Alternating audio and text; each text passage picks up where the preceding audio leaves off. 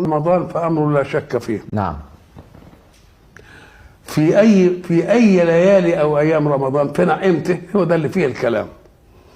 تأتي السنة لتقول التمسوها في العشر الأواخر من رمضان، يبقى نقلتها من الشهر إلى 10.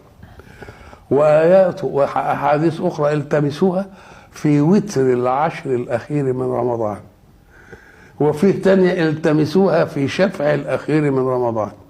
يبقى الأول في رمضان، وبعدين اتحددت في العشر الأخير، وبعدين اتحددت العشر الأخير مرة في الوتر ومرة في الإيه؟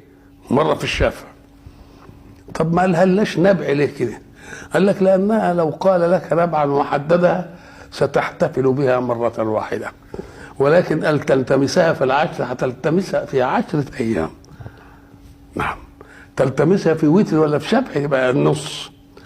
يجي بعض العلماء يقول لك طب إذا كانت هي في شفع العشر الأخير ومرة يقول في وتر العشر الأخير، وفق لنا بالاثنين دول، ده الشفع زوجي والوتر فردي، تبقى ازاي تيجي هنا وهنا؟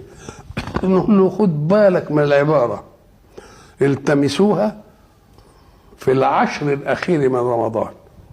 العشر الأخير من رمضان دي يبقى يبدأ يوم ايه؟ 21. ده إذا كان الشهر ايه كام؟ 30. وإذا كان 29 نلتمسها من 20. يبقى الوتر انقلب 10 شفع، والشفع انقلب وتر. تمام. نعم.